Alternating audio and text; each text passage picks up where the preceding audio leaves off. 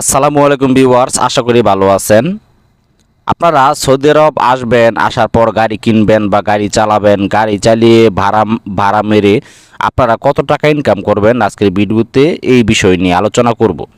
দেখুন, আপনারা যদি সৌদি আরব আসেন, আসার পর আপনারা যদি মনে করেন যে নিজে টাকা খরচ করে গাড়ি কিনবেন, গাড়ি কেনার পর ওই গাড়ি চালিয়ে ভাড়া মারবেন, ভাড়া মারার পর টাকা ইনকাম করবেন, তাহলে আমি বলবো যে আপনারা না আসাই ভালো। কেননা আগে কিন্তু সৌদি আরব আপনার মেয়েদের লাইসেন্স দেয়া নাই। তো বর্তমানে কিন্তু মেয়েদের লাইসেন্স দেওয়া চালু হয়ে গেছে এবং মেয়েরা গাড়ি চালাইতেছে।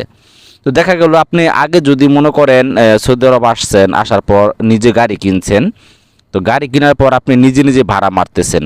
তো দেখা গেল আগে সৌদি মেয়েদের কিন্তু কোনো গাড়ি ছিল না, ওরা কিন্তু লাইসেন্স ছিল না ওদের। তো আপনি কি করতেন, এক এক বাসার মধ্যে কিন্তু আপনার এই দুইজন তিনজনও থাকে, ওনাদেরকে আপনি সকালে নামিয়ে দিয়ে আসলেন, আবার নিয়ে আসলেন। সেক্ষেত্রে কিন্তু আপনার একটা বান্দা টিপ থাকে যে এই বাসায় আমার বান্দা টিপ আছে, আমি মাস গেলে এখান থেকে 500 পাই বা অন্য এক জায়গা থেকে আরও 300 পাই।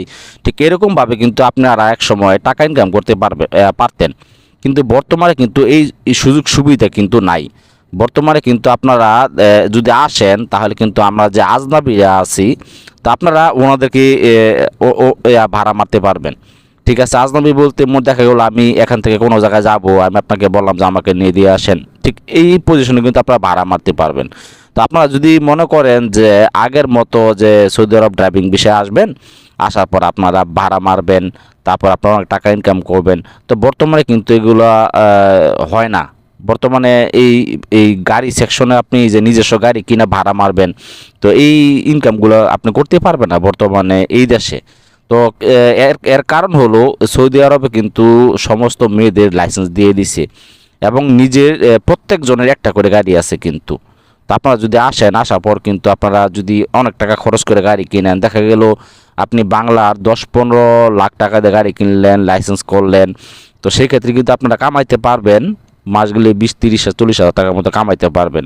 তার ভিতরে দেখা গেলো আপনার খাবার, আপনার আকামা, আপনার রুম, সব কিছু আপনার। আবার গাড়ি কোনো প্রবলেম হলে আপনার, তাহলে আপনারা আপনাদের থাকবো কত টাকা?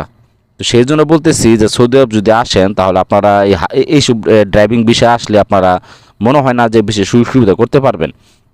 তারপরে দেখা গেল আপনারা যদি কোম্পানিতে আসেন, তাহলে দেখা গেল কোম্পানি 1200, 1500, 1800 একটা বেতন দিবে।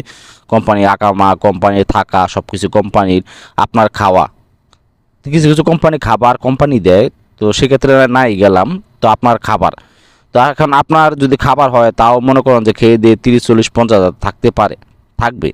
তো আপনারা যদি মনে করেন যে নিজস্ব গাড়ি কিনা আমি ভাড়া মারমু, আমার মনে হয় না যে আপনারা বেশি সুযোগ সুবিধা করতে পারবেন। তো ভিডিওটা যে পর্যন্তই, ধন্যবাদ।